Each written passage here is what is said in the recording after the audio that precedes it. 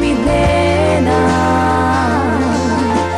làm gì hoa mà in xoài tin mai thân cha nát cho bang lâu yên sẽ xem đi mọi cũng qua đường na cần đây thế na tình phật ba Giêsu Christ hay sơn na cần tung đi xem lâu giang pha na kiên cần na chữ để sẽ mơ cần đều na in tắc in đê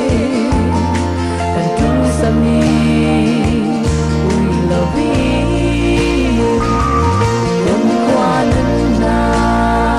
làm gìn Giêsu cần man cùng nào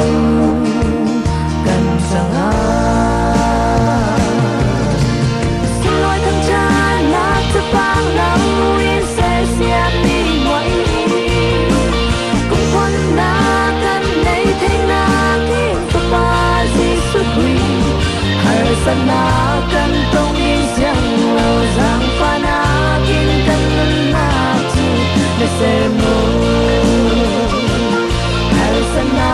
cần tông yên giang lâu giang pha na kiên cần na chi